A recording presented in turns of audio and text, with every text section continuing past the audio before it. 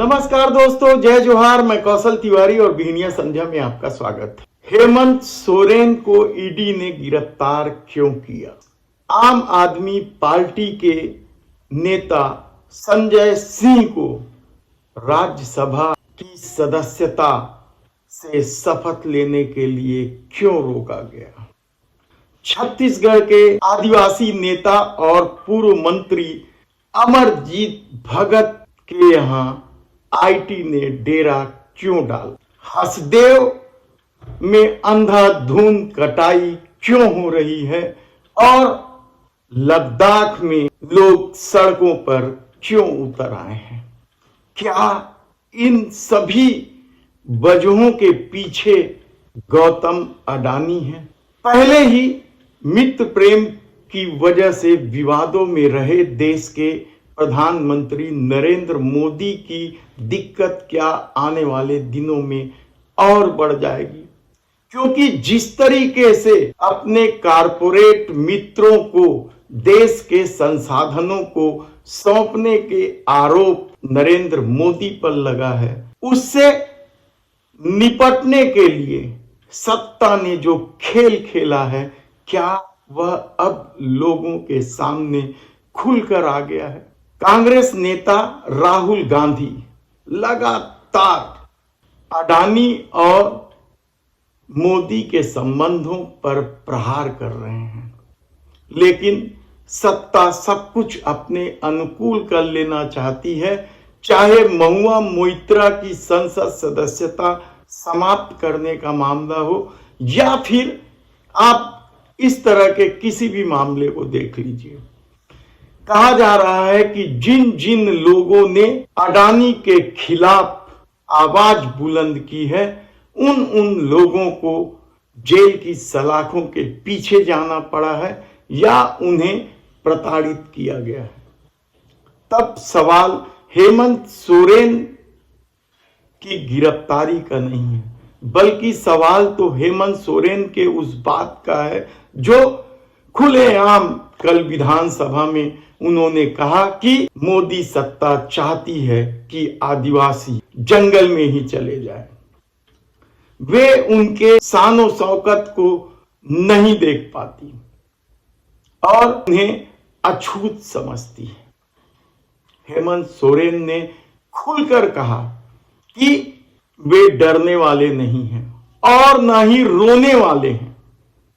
रोने वाले की लाइन को उन्होंने जिस अंदाज में कहा, वह प्रधानमंत्री के बात बात पर रोने की याद दिलाने वाली थी। तब क्या सचमुच हेमंत सोरेन की गिरफ्तारी 2024 के चुनाव को साधने की कोशिश है? आम आदमी पार्टी के नेता संजय सिंह राज्यसभा के लिए चुने गए हैं। उन्हें शराब घोटाले के मामले में ईडी ने गिरफ्तार किया हुआ है। कोर्ट ने कह दिया कि वे राज्यसभा का शपथ ले सकते हैं, लेकिन कल तकनीकी कारण बताते हुए उन्हें राज्यसभा में सदस्यता की शपथ लेने से रोक दिया गया। संजय सिंह भी उन सांसदों में से एक रहे हैं जो अडानी के खिलाफ खुलकर प्रहार करते हैं। तब अमरजीत भगत, क्या अमरजीत भगत छत्तीसगढ़ के पूर्व मंत्री, आदिवासी नेता, सरगुजा क्षेत्र से आते हैं। सरगुजा क्षेत्र में हसदेव भी है। हसदेव अरण्य इन दिनों बेतरतीब काटे जा रहे हैं, अंधाधुंध काटे जा रहे हैं और कहा जा रहा है कि जैसे ही सत्ता बदली, हसदेव में जंगलों की कटाई मनमाने ढंग से शुरू हो गया। यहां कोयला है, कोयला खदान अडानी के पास है और राज्य में डबल इंजन की सरकार है, यानी भारतीय जनता पार्टी की सरकार है। तो क्या हसदेव की वजह से ही अमरजीत भगत के खिलाफ इनकम टैक्स के छापे पड़े या फिर उन्हें जैसे अमरजीत भगत का कहना है कि आदिवासी समाज को बदनाम करने के लिए, कांग्रेस को बदनाम करने के लिए उनके खिलाफ भ्रामक प्रचार किया जा रहा है, उनके खिलाफ आईटी की कार्रवाई की गई है, जबकि उनकी सारी संपत्तियां बुक्स में हैं। तब इस आदिवासी नेता यानी अमरजीत भगत से लेकर सोरेन तक क्या आदिवासी समाज एक हो पाएगा? हसदेव को लेकर लगातार लोग आंदोलित हैं। क्या बच्चे, क्या बूढ़े, क्या शहर, क्या गांव, सब तरफ हसदेव की कटाई को लेकर मनमाना विरोध हो रहा है, लेकिन लोग सड़कों पर उतर आए हैं। हसदेव बचाओ, सेव हसदेव के नारे के साथ लोग सड़कों पर निकले हुए हैं, लेकिन आंदोलनकारियों को किस तरीके से कुचला जा रहा है और किस तरीके से पेड़ों की कटाई हो रही। तो दूसरी तरफ अडानी को लेकर जब राहुल गांधी भारत जोड़ो यात्रा के बाद लद्दाख पहुंचे थे और लद्दाख के लोगों ने राहुल गांधी के सामने जो पीड़ा व्यक्त की थी उसे पहले सुन लीजिए। वहां पे पार्लियामेंट में अडानी जी का भाषण दे दिया, तो वो डायरेक्टली मोदी जी को मतलब अच्छा नहीं लगा। तो प्रॉब्लम ये थी, अब मैं चुप होने वाला तो हूँ नहीं, मैं तो बोलता जाऊंगा। सबसे पहले मैं आपकी मदद पार्लियामेंट में कर सकता हूँ। अगर आप चाहते हो कि आपका कोई लोकल मुद्दा हो या लद्दाख के लेवल का मुद्दा हो, आप मुझे बताओ कि भैया ये मुद्दा है, आप हमारे लिए ये पार्लियामेंट में उठाइए। यूटी तो मिला सर, यूटी तो मिला, मगर उस यूटी में जो हमारा चाहता, जितना लीडरों ने हमें यूटी मांगा था वो हमें नहीं मिला। आजकल लद्दाख के 90% लोग चाहते हैं कि हमें 6 शेड्यूल मिले। जो आपके नेचुरल रिसोर्सेज हैं और जो आपका सोलर पावर का पोटेंशियल है, वो ये लोग अपने लोगों को देना चाहते हैं। आपका जो यहाँ पे टेरेन है वो बिल्कुल अफगानिस्तान जैसा टेरेन है, वहाँ पे बड़े मिनरल्स पाए गए हैं। तो वो भी ये सोच रहे हैं कि यहाँ पे मतलब ज़मीन के नीचे बहुत सारे नेचुरल रिसोर्सेज होंगे और वो अपने लोगों को ये पकड़ाना चाहते हैं। हमारी पोजीशन वेरी क्लियर है, जो भी पूंजी है, चाहे ये सोलर पावर हो, चाहे ज़मीन के नीचे जो भी हो, वो आपका है और किसी का नहीं। तो क्या लद्दाख के लोगों की आशंका या राहुल गांधी ने जो चेतावनी दी थी वह सच साबित हो रहा है?